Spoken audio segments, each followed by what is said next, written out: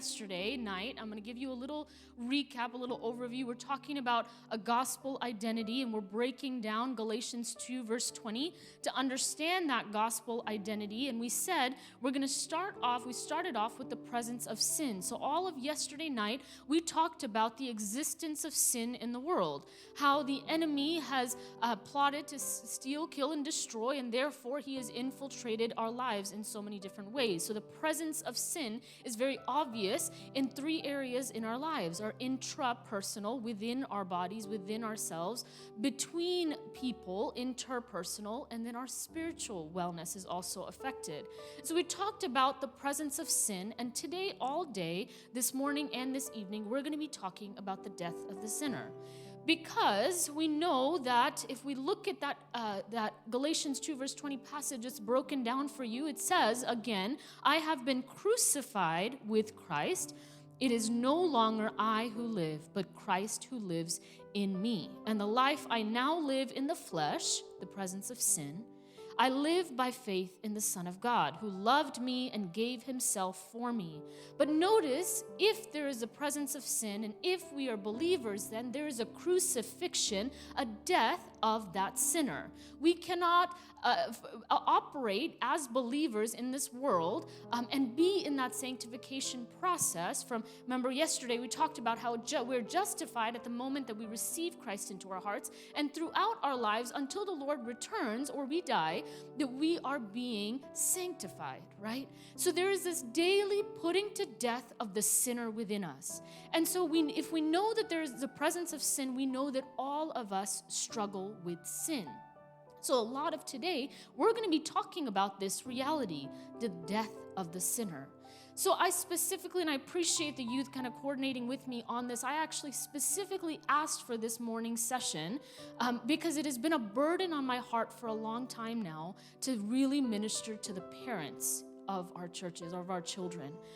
And here's why, right? I think there's a dying generation out there. There's a world that really needs us as parents to shed light and to be the light in the lives of our children so that they can go out and be the light in this dark world. But sometimes I think because of this identity struggle, because of this, like I said last night, right? I was born in India, I was raised here, so there's this constant tug of war between my different identities, right? Who I was with my friends, who I was in the home, right? And so your children are experiencing this tug, this identity crisis to some degree, right? Now, that's not to say, right, to the extreme level, but they're experiencing it to some degree. Therefore, as parents, if we are not equipped to be able to meet them in the point of their need, in the point of their crisis, then we are doing a disservice to them. So let me start off by saying, the death of the sinner, ourselves included, is our responsibility. That's where we're going to be focusing a lot of our time. Now, I think sometimes this is met with some discord in our community because we may expect from our children something that maybe they don't even know is expected, right? We're going to get into it, but let me talk to you about death of the sinner. What do I mean by dying as a sinner, as a parent or a leader, if you're listening to me today? There's a sanctification process involved. Each of us as individuals, as parents, as leaders in a community, bring our own stuff into that relationship. Let me tell you what I mean by that. Bring our own baggage, bring our own identity crises, bring our own struggles into any relationship with us. We talked about the interpersonal, right?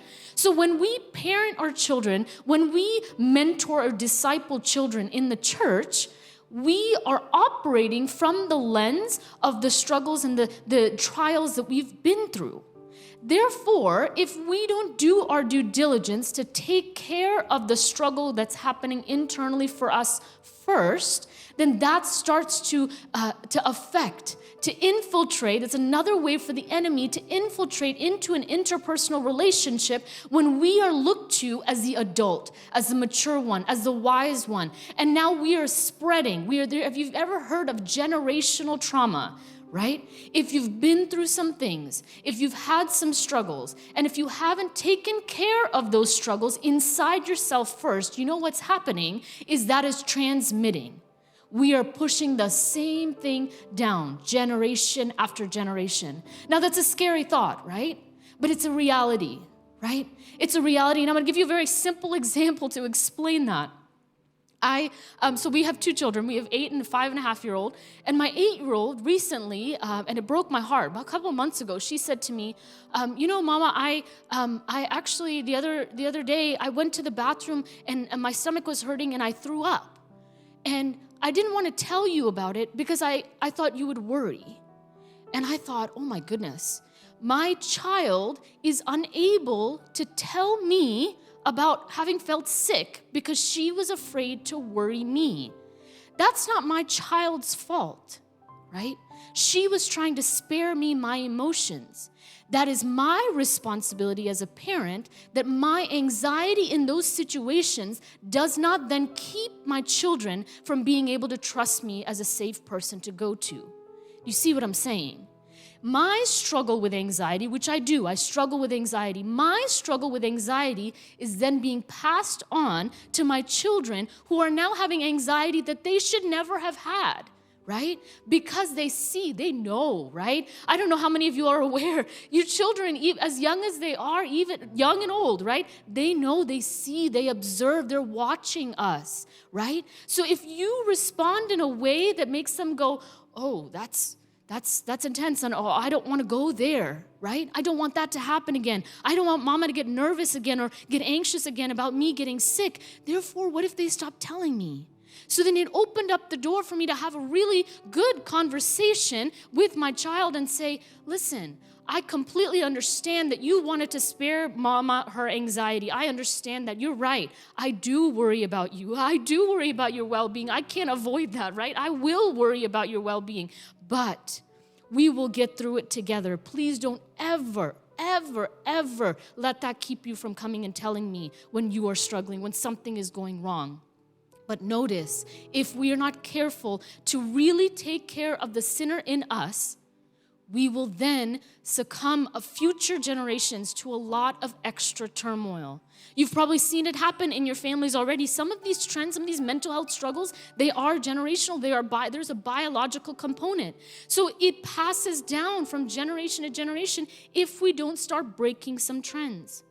You know, I think sometimes as parents or adults, right, as you grow up, you think that maybe this transformational developmental process that maybe you see your kids going through, right? Obviously, children are developing. You expect different things at different stages from them. But at some point, we stopped thinking that we needed to develop as well. At some point, we got comfortable as adults. I don't know about you. Maybe I did. Maybe it's just me. But at some point, as adults, we get comfortable and we think, oh, well, we don't have any more developing to do, right?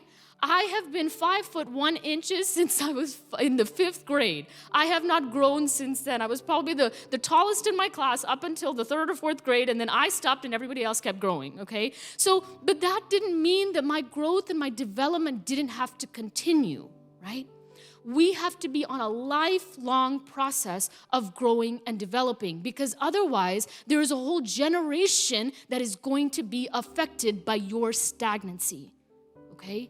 And as church leaders, if you saw the statistics and the data, and we'll get into that in a second, as church leaders, I hope that you take that seriously, because one day, this older generation, the reality is that they're going to die off, right? That is our reality. Every one of us is going to end up in the ground one day, right? And so when that older generation dies off, if we do not equip and pass on this Christian gospel identity to our younger generation, it dies off with us, folks, right?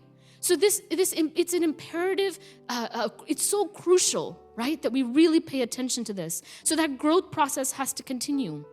There's this responsibility to ourself, to our relationship with the Father, that we would continue to die to our sin, that we would continue to crucify our flesh. And this is not a one-time thing when you were justified, when you called Christ into your hearts. It is a daily process. If you remember the story I shared last night about my first child when she went to kindergarten, there was this hands-up idea that I have held on to closely, because if I start, there is some part of this is within our control, right? There is some part of this that is our responsibility. We need to own it, right? Our responsibility to our children and our young youth. But there is a big part of that too that is so much outside of our control. And in those moments, I pray that we would have the wisdom to go, God, here it is. I surrender, right?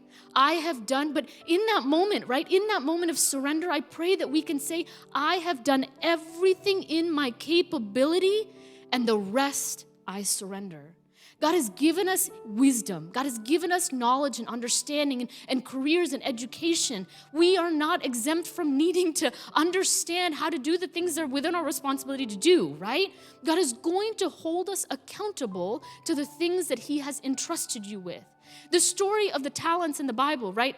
You know that the Lord entrusted people with gifts and talents, and He is expecting a multiplication, right? He is expecting you to multiply it, that it would grow, and it would be an investment that is not going to be dug into the ground and be kept there for you and just you to benefit from, right? It should be an investment in a future. We just looked at this image yesterday and how sin causes rupture. We talked about how there is both a vertical and a horizontal piece. Now, this third piece I want to introduce to us, and I started talking about it with the intrapersonal, is this mind-body connection. That's that middle piece you see there. It's that intrapersonal. You saw in that slide last night that trauma causes rupture. Trauma causes fragmentation. Here's what it also does, right? It disconnects our mind from the rest of our body to a degree. Okay, not literally. Your head is not literally chopped off from your body, obviously, right? But it disconnects on a neuroscientific level. Let me tell you what I mean by that. When someone goes through something that's difficult and your mind can't handle what your body is experiencing, then the mind gets itself out and the body is still experiencing it. There's this book called, The Body Keeps the Score. It's called The Body Keeps the Score. So if you're interested in this stuff, I would encourage you to go read it. But the essence of the entire book is trauma, adverse experiences. I'm not going to even say trauma because sometimes that's a big word, hard to understand. Adverse experiences get stored in your body. Okay? And a lot of the time, I think especially in our community, we have checked out in our minds and we don't really know what's happening in our bodies. I lead a life group, a mental health life group on Monday nights sometimes for a local church in Dallas, in the Dallas area. And I did this activity with them where we sat with our feelings, okay? So if you grew up in a mildly Pentecostal home, chances are you don't know a whole lot. I'm judging here, right? But this is my experience too, that we don't know a whole lot about what it means to understand feelings, what we're really going through inside. Because chances are, and correct me if I'm wrong, chances are that you were encouraged to move past from those feelings very quickly, right? If you're feeling some worry, don't worry about it, pray about it, God will take care of it, move on, right? And so we do that, right? And it's there's nothing invalid about that. That is valid. You are correct. God can take care of it. Prayer is important. That's not what I'm saying, right? Don't hear me say that. But that gets us into this motion of never being able to really know what's going on in our bodies, okay? So it was this interesting thing that happened as I was doing this exercise, and not one of my group members, they're all South Asian descent, grew up in the church, so none of my group members could identify, and it's on the paper. This is not like a pop quiz, right? I have a paper in front of them. They have all the instructions, and I ask them to identify feelings. And one of the pieces of it is identify where you see it in your body. And not one of them could tell me where they feel it in their body.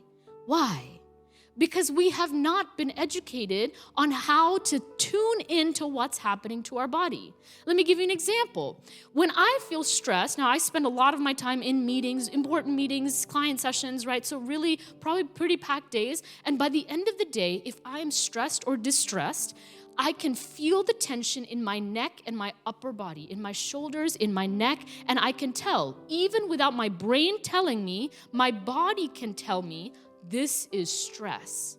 I am feeling the tension all up in here, and that tells me that my mind is going through something. My body is going through something.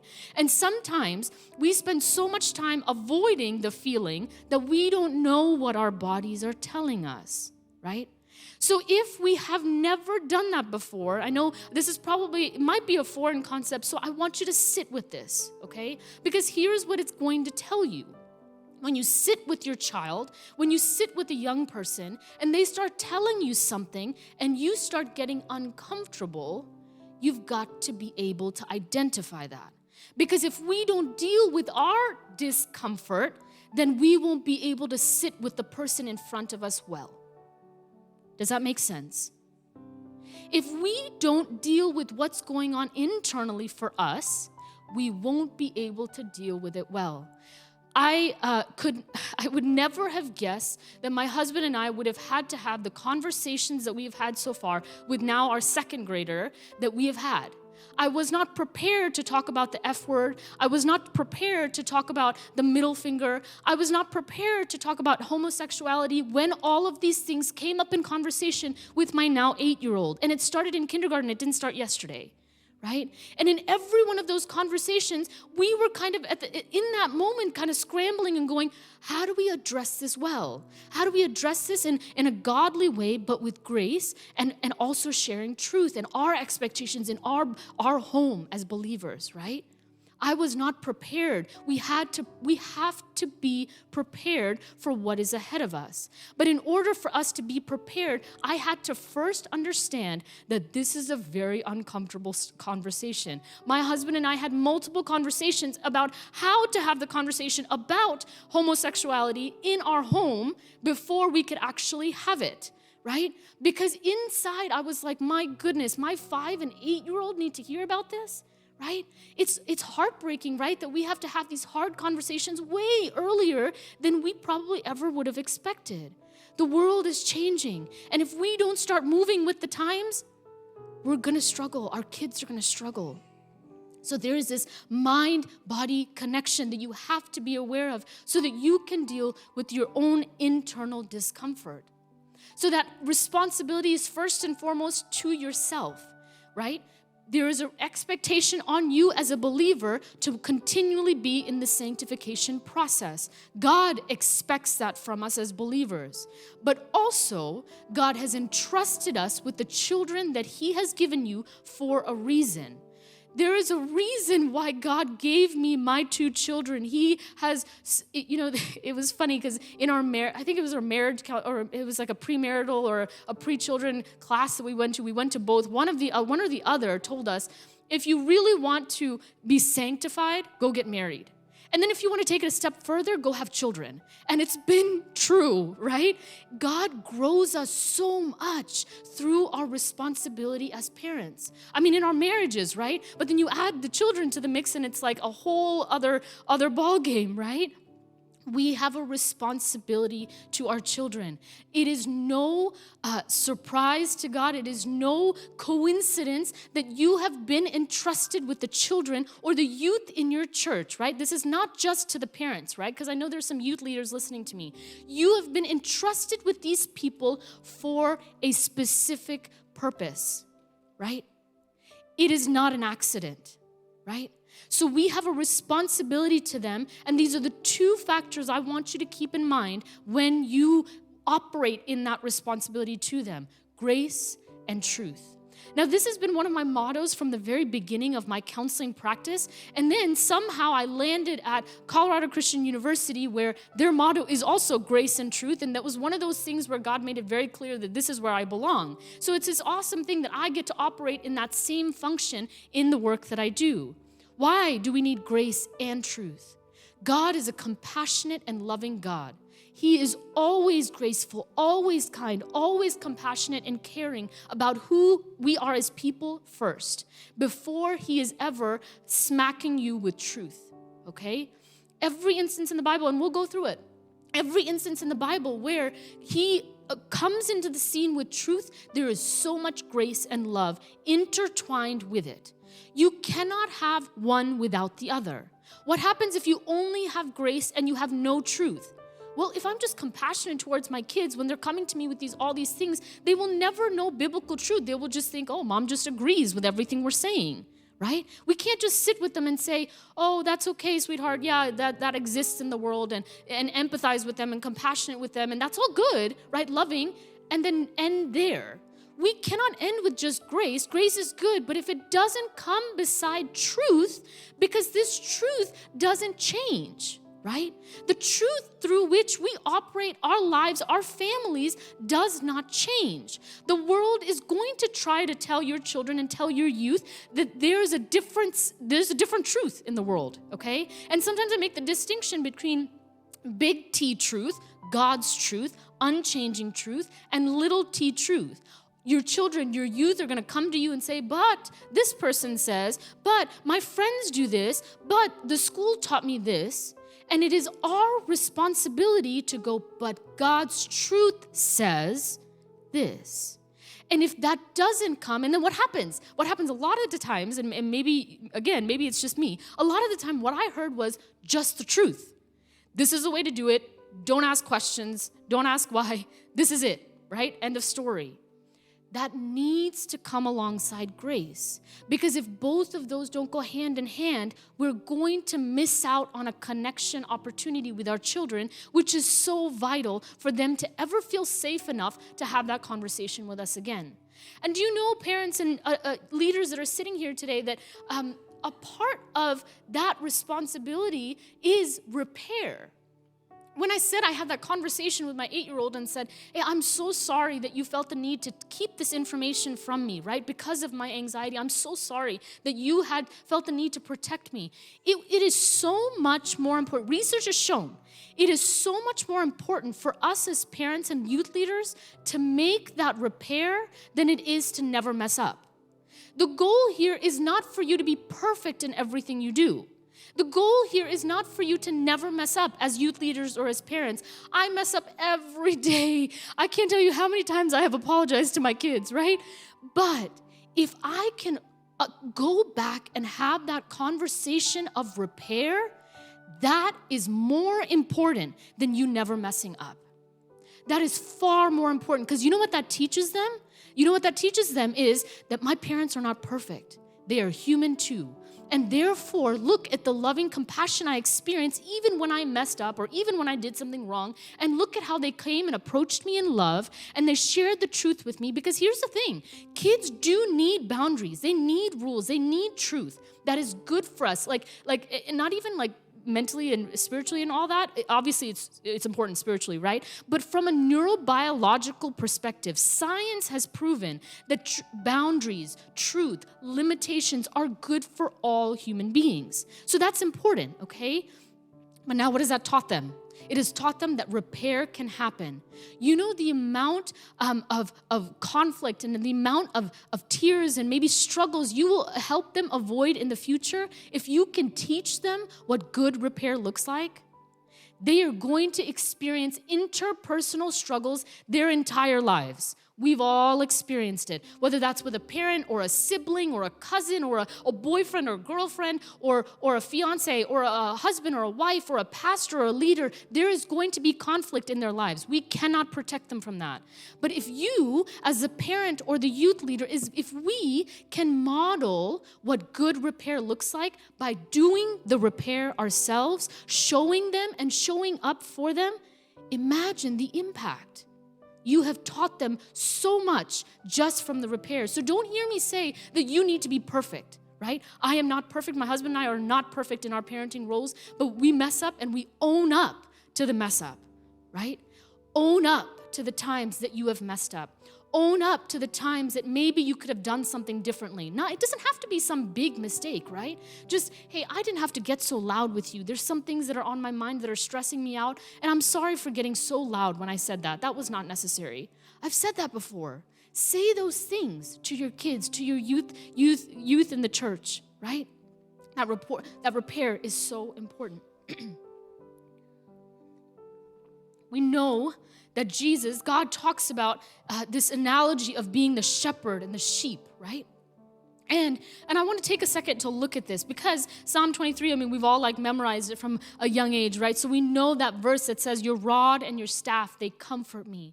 And there is a specific, notice, right, where grace and truth shows up in the Bible. This is this specific guidance that God gives the shepherd as he tends to his sheep. It is both to guide and to protect, not to beat them with a rod, not to always be punitive, but to, I was reading a little bit about this in preparation, and it's an interesting, right? It is always the shepherd's responsibility. They were talking about, this article was talking about how the sheep have a tendency to go astray. And I was like, well, surprise, surprise. Of course the scripture would use this analogy because we have a tendency to always go astray, right? So he uses this analogy and he says, it is the shepherd's responsibility to go after the sheep and bring them back in. It is the shepherd's responsibility to go and bring them back in. It is not the sheep's responsibility to find their way back home. It is our responsibility to guide, to protect them, right? But here's the thing about this story, right? About this psalm, right? A few verses earlier it says, even though I walk through the valley of the shadow of death, you are with me. Your rod and your staff, they comfort me. Even though I walk through the valley of the shadow of death, what do you notice about that? Before even I can do any guiding or protecting, I better be walking beside them. I better be walking beside them before I can whip out my rod and my staff to guide and protect. Jesus walks beside us. He is with us through every storm, valley, mountain, whatever you go through. He is with us the entire way. And we all have confidence of that. I know we do. But notice the power of presence. We talked about this briefly yesterday. The power of presence. Because if you can be present with your children, with your youth, if you can walk beside them on their struggles and their journeys, they are much more likely to take your guiding and comforting and protecting. They are much more likely to hear your words of grace and truth, especially the truth, right? We cannot expect, and notice, right? Even as you think about a shepherd, if a shepherd is with the 99 sheep and the one goes astray, well, if he is not around the sheep, how would he even know that the one has gone astray, right? If you are not in close proximity, you cannot, as a shepherd, guide and protect. It's not possible. Physically, it's not possible to do that if you're far away. But sometimes I think we do that. We operate that way. We want we have this distance. I'm not saying we want it. We don't want distance from our children or our youth, right? I don't think any of us do. But we operate from a distance. One person is over there and one person's on the other side. And we think, I can still give them advice and give them direction being this far away. If your children, if your youth don't feel comfortable with you enough to see that you're walking beside them for the long haul, the ups and the downs, all of it, right? They are not going to be receptive to your guiding and protecting. They are not going to be receptive to your truth. And I know that's sometimes a harsh reality, but I'm reminded of Romans 12, verse 15. Rejoice with those who rejoice. Weep with those who weep. I shared the example yesterday of Jesus, and that shortest verse in the Bible, Jesus wept. Why? Not because he was sad, because Lazarus was going to be raised from the dead, but because he was walking beside, sitting with the person that was weeping, communing with them in their suffering. Rejoice with those who rejoice. But isn't this interesting, right? So if we have to apply the same principle to the children God has entrusted us with, to the youth that God has entrusted us with, what does it look like to rejoice with them in their joys, weep with them in their suffering? Because our tendency is going to be, because we've been around a few more years than them, most of us, right? As if we're shepherding, right? They're younger than us, right? So if we've been around a few more years, our tendency is to immediately go to, this is what you should do. This is what Scripture says you should do. Let me tell you what I experienced and what I did to handle it. Our tendency is to jump to truth, right? But Scripture makes it very clear, and God does this with us. He has modeled this, right? This is not news to us. when we are going through a time of sorrow, we said, right, Job, the book of Job, so many chapters devoted to that suffering, right? God allows us, sits with us in our suffering. Even though I walk through the valley of the shadow of death, He doesn't just take us out of the valley of the shadow of death. He is with us in the valley of the shadow of death. Rejoice with those who rejoice, weep with those who weep, before we try to come down with truth. And notice the difference. Now, I know we spoke about this, so I'll say this briefly. Job's 3 friends, I said yesterday, the one thing they did was they sat with him in silence for 7 days. That is the only good thing I can spot that they have done in the entire discussion, whatever they had with Job, okay, in those 30 chapters. They sat with him in silence. Sometimes God is calling us as shepherds to our children and our flock in the church to be silent and just listen. Sometimes God is calling us to not say a word and just listen. Some of the conversations, my 2 children are very different in their processing styles, so we've had to do a lot of learning on how to take care of each of them, right? There's no equal way to parent 2 people, okay? Growing up, I always thought, oh, it's so unfair the way my sister's treated versus I'm treated. I thought all these things, and I come and become a parent, and you realize there's no equal way. Like, there's just not possible, right? Because 2 children need 2 different things, right?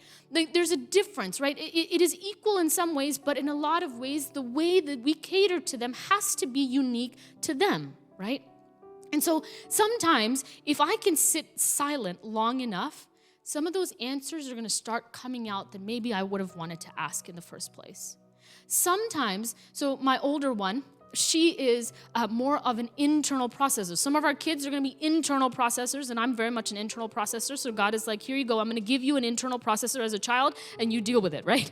And so she thinks about all these things in her mind, right? She doesn't externalize it. She doesn't want to talk about it. She wants to sit in her corner and be sad for a while, and I have to sit with that, right, and be okay with that. My little one, however, is very much an external processor. If you met the both of them, it would look like the younger one is the shy one. She is not. She is the loudest in the house, right? But she is the external processor. So my husband and her are the ones that need to talk things out loud, and that's okay. So we have very different styles in the house, and we kind of split even, okay? But it doesn't make it any easier to deal with, right? Just because you know what it's like, right? We both have that experience being those kinds of processors ourselves, but it doesn't make it any easier, right? Because you want to help them.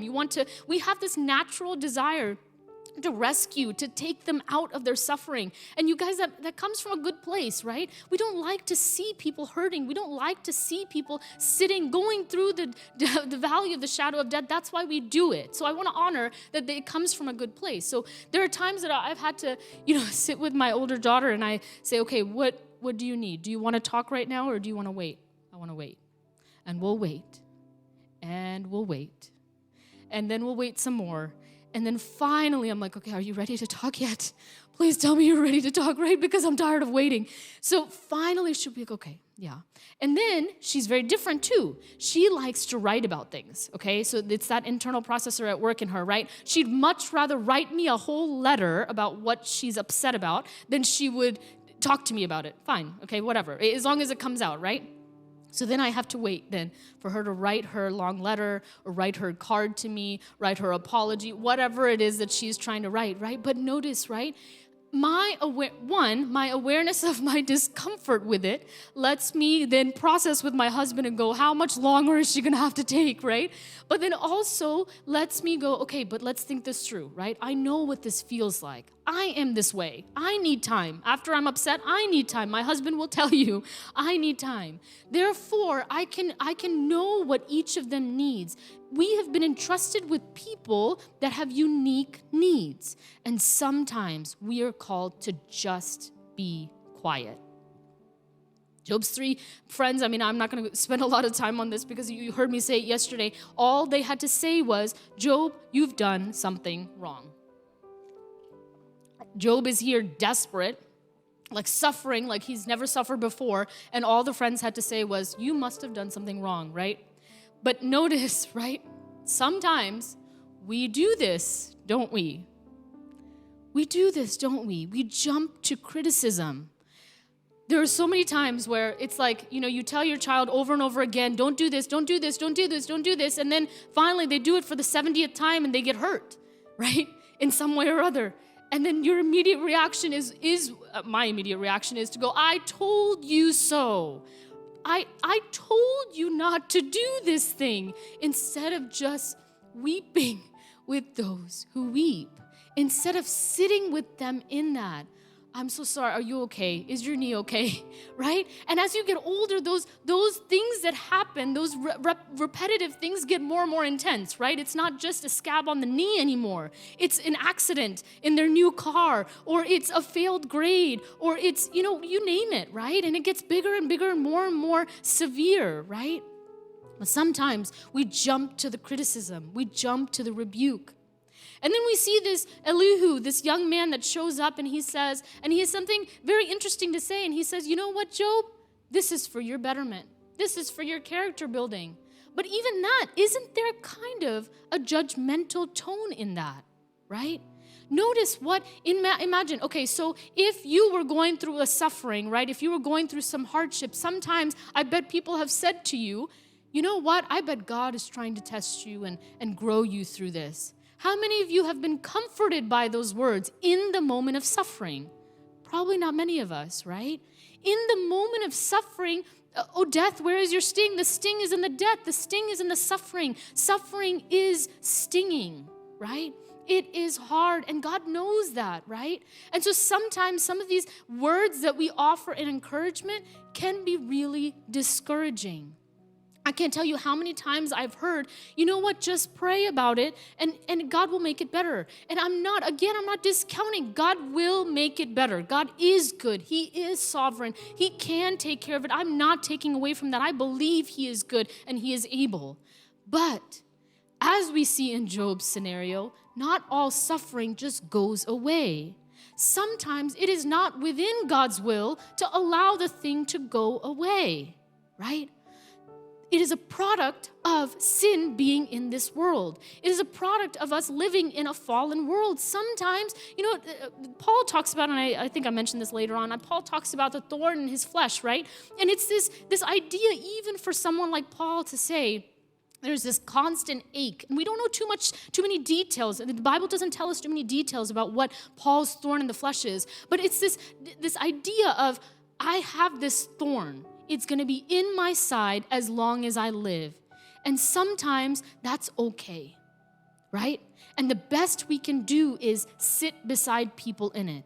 We want to see restoration happen. We want to see healing happen. And we'll talk about that some more. But notice, right? God rebukes the friends. When He comes onto the scene in Job 38, God shows up, and one of the first things He does is, these friends of yours, you've got a completely wrong understanding of who God is. God doesn't operate like that. Just because you do something wrong that I'm going to give you suffering, that is not how God works, right? And so He makes it very clear right away, the criticism, the legalism, the punishment, and that's what legalism is. I do this, I get this. I do good, I get good. I do bad, I get bad. And that is a very twisted sense of theology. That is not what the Bible says. We know that sometimes people that are righteous suffer. We know that sometimes people who are wicked prosper. That it is the product of sin in this world. Sometimes the glory and the reward to come for your work in this earth will only happen in eternity. I'm not saying that God is not one day going to reward us for the things that we've done, but sometimes we may never see a reward until you get to heaven, until you stand in front of Him face to face. And that is the reality of life. And so you see in God's example of how He rebuked the criticism and the punishment, the punitive mentality of these friends of His had, let's take that example for ourselves. Let's not jump to rebuke and criticism and legalism, because that is one of the best ways to push kids away. we had, we had some marriage counseling training, and one of the things that the trainer told us was, you are moving towards one another. In marriage, we should be constantly moving towards one another, right? Bids for connection. I want to move towards you. Every conversation, even conflict, should be moving towards one another, not away from one another. And sometimes our words and actions can not just move away from one another, but push people away from us. And criticism, legalism, punitive mentalities like that is one of the best ways to push kids away from us. I remember before we learned how to really meet our children's needs as best possible, it became this tug of war, especially with one of my children, right? We had to figure out how to meet her where she was at. And until we figured that out, and we did a lot of work to figure that out, but until we figured that out, it was this constant back and forth, right? She's trying to exert her power as this tiny little child, and I'm trying to exert my power as a parent, and then she's trying, and then I'm trying, and then we go back and forth, right? And so let's not get caught in this power struggle, and let's understand that we only have so much time. One of my really good friends, she has seen Mia from the day she was born, and Mia turned 8 in January. So she, after she texted me for her birthday, she said, "You only have 10 more summers with her home." And it really quickly put into perspective for me, oh my goodness, 10 more summers is all I have with her in my home, because when the school year is going, they're at school majority of the week. They come home a couple hours later, they're going to sleep, right? 10 more summers to do everything I can as a parent to love and protect her well, prepare her for the world, lift her up in the arms of Jesus, and teach her all the ways that she needs to go. Time is not on our side. So then what do we do, right? I've told you all the reasons why we need to do this. What do we do? I've said already: empathy, compassion, unconditional love, consequences, and boundaries. Notice I included that last one in there because children need boundaries. They need limits. And sometimes that's going to be hard to communicate in a loving way.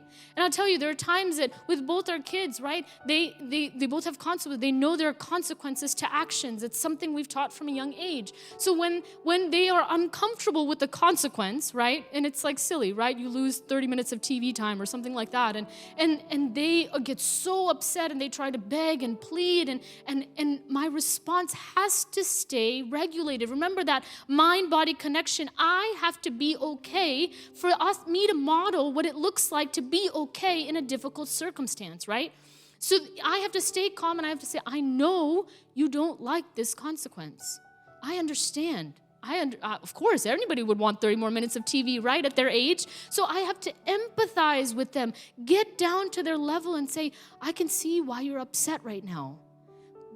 But you chose a behavior that you knew was going to land you this consequence. Consequences, behavior, right? Boundaries have to be stated in advance. Let me just say that, right? I didn't just throw the consequence at her that moment for the first time. She was aware before she did the action that is the consequence that she would get, right? That is our responsibility as parents, right? You don't teach truth in the moment of a struggle. You teach truth beforehand so that you can come back to that truth at the time of the struggle, right? So she knew, so then I have to calmly, right, regulate myself, because I'm probably frustrated, right? Because I've probably said it 35 times. I'm probably angry. But I need to stay calm because there's this neuroscience term of co-regulation. When I can stay calm, the person in front of me can do a better job of staying calm. But we all know that's easier said than done, right? When you're frustrated. But then I can get down to her level and say something like, I can see why it's frustrating for you to not get to go to your friend's house today. I can see why it would be really upsetting if you really wanted to drive your car today and I won't let you drive that because of what you did. But I also know that I have to teach you. I have a responsibility by God and just as a parent, right, to teach you rules, to teach you consequences. Because something I'm also seeing these days is parents that have no consequences at all. Kids are allowed to do whatever they want. I have one of my daughter's friends comes over, and one of the things she often repeats, and it drives me crazy. One of the things she often repeats is, my mom lets me do whatever I want. And so my poor child is coming to me and goes, how come her mom lets her do whatever she wants, right? And so there's this comparison, and I'm like, listen, child, let me tell you about what's good for you and what's not, right? And so I have to have those reparative conversations over and over again. It's really, I think it's fun. I don't know if my children think it's fun. It's probably really fun for them to have a counselor for a mom because we have too many conversations. So anyway, so consequences and boundaries are really good for children. They need them. That is what's going to prepare them for the life ahead. In their workplaces, in their universities, they act however they want, do whatever they want, someone's going to come down on them. And if you don't train them to know that there are consequences to behaviors, they're going to get out in the real world. And one of the biggest problems we see these days is entitlement. And what entitlement is I'm going to exist. You can deal with it. I'm going to exist however I want to exist. If I want to do this, I will do it. And you can cater to me. Why? Because in the home, somewhere along the way, they were taught, I'm going to behave this way, and you're going to cave to me. That is not our job. Don't hear me say that just because there's empathy and compassion and love, that you just do whatever they want. You just listen to whatever they would have. That is not appropriate either. Those are two extremes, right? We've got to meet in the middle at grace and truth. They need to hear limitations from us. That is good for them. There is a whole generation of entitled children these days. I see it all the time. I mean, a lot of the students that I teach are in their mid-20s to mid-30s, and they are some of the things I hear sometimes in my email, they're like, how dare I get this grade? And I thought, my goodness, I would never question a professor like that, right, when I was growing up. But it's just the sense of entitlement, right? I deserve what I deserve, and I'm going to demand I get my way. And this world that we live in where social media has all the reviews, so if I really wanted to get back at you, I can just put a review up about your company and then you're dead, right? So this idea that I can get whatever I want, that's not good either. So empathy, compassion, unconditional love. Let me say a word about unconditional love. There are times that I've been and my husband and I both have been intentional about and we have to pick and choose, right? But there are times I've been intentional about when they mess up. And when I see remorse for my children's actions, and they know immediately, they know they have messed up. They don't need any punishment to tell them that they have messed up. They know they've messed up, and they are genuinely remorseful. Because as parents, we figure out, right, when it's genuine, when it's not, right? So when they're genuinely remorseful, when we make it a point to say, you know what? This was going to be your punishment. But this time, we're going to let this go. We're going to change our behavior. Next time, I'm going to expect better from you. And notice how that connects you to your child. Not every time, right? There are consequences, there are limits, but sometimes, right? Let them see unconditional love from you. Yes, you messed up, but I love you anyway. That is something we have both made it a point to say to our kids. If they have a really bad day, we're tucking them into bed at night, and we're saying, you know what? And usually at bedtime is when they're like, I'm sorry, Mama, I shouldn't have done that. And so then we both make it a point to say, you know what? I didn't like your actions today. You chose very poor behaviors today, but I will love you no matter what.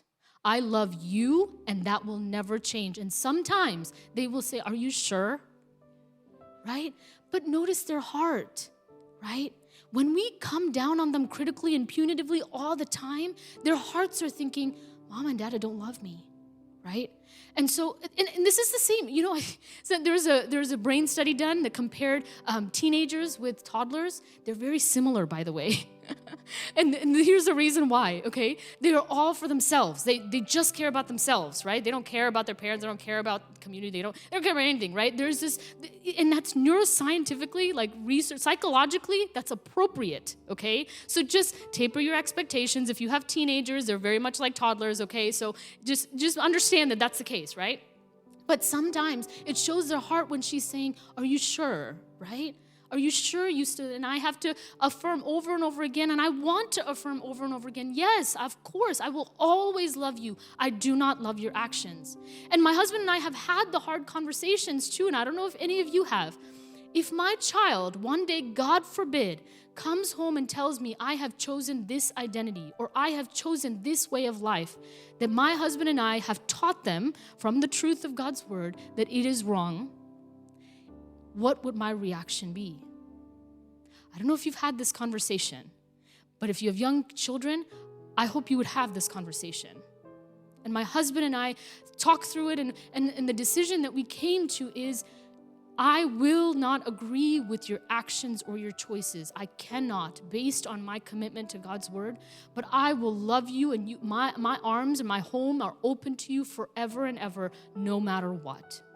My love for you is unconditional. It is not based on your actions. Let's acknowledge, that was part of what yesterday was for. Let's acknowledge sin exists in the world, okay? And as long as sin exists, and as much as I want to believe today that none of this will ever happen. My children will be fine. And I think sometimes we can live in that oblivion of, oh, they're fine. My kids will be fine. No, none of us are exempt from this. We never know. So let's gird our loins. Let's be ready and prepared to have some hard conversations, because then if it catches you off guard, you know what to do next, okay? I do want to end with signs of distress. And I don't know, how big is that? Can you see that okay? It might be kind of small. Signs of distress, because that's what I want you to see, right? Not only do you have to know yourself, we have to know our children well enough to know what is distressful. The other day, my daughter said, when we go to church, there are two, just like here, there's a front door and there's a back door, and the back door is closer to the Sunday school rooms. And so the Sunday school rooms are where they go when they first get to church. And so the other day, our daughter said to us, can you park like 3 weeks in a row, she said, can you park by the Sunday school doors? Can you park by the Sunday school doors? And we were like, oh, sure. I mean, but why, right? But whatever, who cares? So we did it a couple weeks, and then we were like, wait, why are you saying that? What is going on, right? Why are you wanting to park by the Sunday school doors? And then we had the conversation and realized walking through the whole crowd of people in the front of the church, if you park in the front of the church, then you got to go through a bunch of people. Everybody says hi to you, and she's got anxiety about going through that crowd. My husband and I could very well have ignored that and pretended, oh, that's whatever. She just wants a short way to the Sunday school room. But there was something going on for her underneath that. And we have to pay attention, because if not, we'll miss it. Signs of distress, and I'll keep this here: clinging to their caregivers more than normal, regressing to former or younger behaviors. And this is for 0 to 3 years old. And I stole this. This is not my work, right? UNICEF's page. If you look up signs of distress for children on UNICEF's page, you will find this. So in case you miss it as we go fast, please go look it up. Higher irritability, changes in sleeping and eating patterns, increased hyperactivity, more afraid of things, more demanding, more frequent crying, 0 to 3. Then we go up to 4 to 6, clinging to adults, regressing to former younger behaviors. You see some similarities, right? Changes in sleeping and eating patterns, higher irritability, poor concentration, becoming more inactive or more hyperactive. You're wanting to look for a difference from the norm. You know your child, you know your youth, right? Look for a difference from the norm. They were always this way, and then something happened. They were always really excited to be at church, and then something happened, and all of a sudden they're not. Look for those norms. Deviation from. Stop playing, take on adult roles, stop talking, more anxious or worried. 7 to 12 years old, becoming withdrawn, frequent concern about others affected. Changes in sleeping and eating patterns, increasingly fearful. Higher irritability, frequent aggression, restlessness, poor memory and concentration, physical symptoms, frequently talking about the events or repetitive play, feeling guilty or blames himself. 13 to 17, intense grief, excessive concern for others, feelings of guilt and shame, increasingly defiant, risk-taking, aggression, self-destructive, feeling hopeless. I'm just running through these. This is for all age groups. These are physical reactions: tiredness, tight chest, shortness of breath, dry mouth, muscle weakness, stomach ache, dizziness, shaking, headache, general aches. So this gets into the more very serious ones, okay? Withdrawn, very quiet, with little or no movement, hides or shies away from people, does not respond to others, does not speak, extreme and constant worry, physical symptoms of not feeling well, shaking, headaches, loss of appetite, aches, pains, aggressive, confused or disoriented. I share all of this not to just, I hope you're taking note, okay? Take note of the things that sound concerning and look for them. It is our responsibility to look for them and meet them. We'd end off with what this looks like practically. Connecting is such an important component of how we deal with our children or our youth. Quality time, one-on-one time. I can't tell you, we started to do this thing where we take the kids out individually every so often, not even on a really strict regular basis, but every so often I'll take one to the store with me and let them pick out something and, and have some quality time with them, right? But I can't tell you how much they look forward to that. Like, do I get to go by myself and not want the other one along with them, And there's a part of like that sibling rivalry there, but at the same time, they crave that connection with us. They crave that time with us. Same goes for our youth group. Spend time with them one-on-one. Engage with them. Connect with them on a personal basis. Show interest in the things that they're doing, they're going through, they're experiencing. I don't know if you've been through this, but sometimes my husband and I have both caught ourselves on our devices, on our phones. The child has asked something 7 times, and we have been reading on our phones the whole time, and this poor child is asking for the 8th time, and we're like, what do you need, right? Right? Ever experienced that?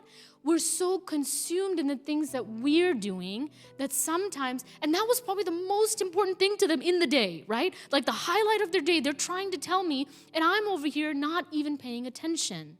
Show interest in the things that they are interested in. I don't care if you don't like Legos or Play-Doh or the new latest Taylor Swift CD. I don't care, okay? Just pretend you're interested just to be with them and commune with them. Just pretend to be interested just so they feel that connection with you. Listening without speaking, we talked about that. Consistent check-ins. So we started doing this thing, so we will sit down to pray at the end of the day, and after they pray, they go brush their teeth and potty and whatever to get ready for sleep. And so while one is gone to the bathroom, we will sit down with the other one and we'll say, so how was your day? What was the best part of your day? What was the worst part of your day? And sometimes we'll forget to do it, okay? So we're like busy with something else. And especially one of our children, I won't say which one, especially one of our children is like, hey, are you gonna ask me how my day was? Are you gonna ask me what the best part of my worst part of my day was? But notice, they want you to know. They want you to check in. And when we can create a habit of that, then they get to anticipate that and look forward to that time of connection with you. This goes for your adult children too, right? Don't disregard this if you don't have young children. I'm talking about your adult children too. Go out for a meal with them, right? The other day, they got to do their little daddy-daughter dance, and the kids, half the time they're playing with the other kids, right? But at the same time, they felt loved because daddy got us roses. They got us flowers, right? So they feel this extra affirmation and love and connection that otherwise we don't normally buy our kids flowers, right? And so let them feel important and valued, right? Take them out. Do things one-on-one with them. Affirm them and praise the good. Sometimes this is really hard. I don't know about you, I didn't grow up with a lot of affirmations and praising the good. My parents would talk about it behind my back, but in front of me, that's a little bit harder, right? And so it's also hard for me to do it for my kids. I've got to think to myself, oh, you notice they did something good, you better say it out loud, right? Affirm the good, affirm what you see that is good in them. Intentionality. You guys, if life is busy, that's one of the biggest, I think, tactics the enemy uses against us, our busyness. You ask anybody, how are you doing? We're busy. How are you doing? We're busy, right? Everybody's busy. Everyone's busy with their own lives and their own situations. And sometimes if we're not intentional and it's not on my calendar, it's not going to happen. Be intentional. Do whatever it takes to make it happen. Modeling. Are we okay on time, you guys? Okay. Modeling. Good communication. A lot of the behavior that kids manifest outside the home is a product of what they've seen in the home. Okay? Let me say that again. A lot of what the kids manifest outside the home is a product of the behavior they've seen in the home. So if there are some things that we need to get in check with the way that we're communicating to the kids, to our spouse, to one another, to coworkers, to whoever, to our parents, right? They're going to do the same thing. So if we don't model that good communication, we don't model that behavior, we can't expect them to do it, right? You can't tell us, you can't have a cigarette in your hand and tell someone to stop smoking, right? It's the same analogy of you're doing the thing you're asking me not to do. How does that make any sense? Setting clear boundaries, I already talked about that. Good relationship with your spouse, that is so important for kids to see modeled well. This is the blueprint that they are going to use one day, your youth are going to use one day to find a spouse and engage with them themselves. It is so important. If our marriages are in shambles, we cannot expect that distress to not affect the kids. My husband and I have done a lot of work on our marriage. We've grown a lot, and I know we have continual growing to do, but the biggest benefit we have seen from that is the product that it's had on our children. The relationship that we have that has changed with our children because of the work we've done interpersonally is huge. Because it teaches them. Because it's not that they've never seen us fight. They're going to see us fight with a spouse or with a parent or sibling or whatever, but they better also see the repair that happens. They better also see how you both come back together and repair things and show love to one another after the conflict. Conflict is inevitable. That is going to happen with whoever, right? But if you can model for them what good repair looks like, I can't tell you how much you're setting them up for success in the future. And your parents on the same page. It's a very common tactic for kids to ask one parent something, get an answer of no, and go to the other parent on the other side of the house and go, can I do this thing, as if they've never asked before? And then expect a different answer, right? Happens all the time. And now we've gotten on to them. And once we can catch that, we can communicate with them. Listen, you are not going to pit mom and dad against each other. We are on one team, and we both decide together what the law of the land is in our home, right? But if you both are not on the same page, right, even as youth leaders, if there is not a cohesive sense of structure or a cohesive set of rules, then it's harder then to come down with the rule, with the truth, right? So make sure that you both are on the same page. Prayer and surrender. I shared my own example, but faithfulness to make sure we are surrendering this to God, because ultimately there is only so much within our capability. Submission of our desires. Why do I say that? I can hope all day, every day, that my child would have this career, this marriage, this, and this. But if that is not God's plan for them, I have to be okay with them going in the direction that God wants for them. I have to. I have no choice. So let us, and so then, again, intrapersonal, let's check our discomfort with that. If they don't go the way that I want them to go, which chances are they're not going to go the way that we exactly want them to go, that is just a reality of life, right? We have to be able to submit our desires for our children to the Lord and know that He is a better caretaker than we could ever be for them. Trusting His omniscience and praying faithfully. I was confronted really, by the Holy Spirit in the last couple of months. There are some things that kind of we can ruminate or worry over, and sometimes those are the hardest things to bring to the feet of Jesus. Would you bring those uncomfortable things, those things that are hard to even say out loud, to the feet of Jesus? Let Him take care of it. He is the best person to take care of that. That is practically. And ultimately, here's what I want to end with. I've been talking about ending for a little while, haven't I? Moving towards kids, here's the reality. Sometimes the effects of sin takes over. Sometimes suffering will persist in this area. Sometimes we don't see the deliverance that we want for our kids. That thorn in the flesh idea. But here's what I'm going to entrust you, what God has entrusted us with, and I'm going to challenge you and encourage you to do. Be faithful with what He has entrusted to you. That is all you are being held accountable for. You cannot control every aspect of everything they go through in life. That is impossible. There is no way, okay? But with what you do have, you be faithful. You meet them where they're at. You show compassion and the love of Jesus Christ to them every time, every interaction. But do not grow weary of praying for them faithfully. Do not grow weary of continuing to be with them. And that is what God has entrusted us. The death of the sinner, it starts with us. It starts with what happens in our home. And that's where we'll end here. That is our responsibility. May God bless us.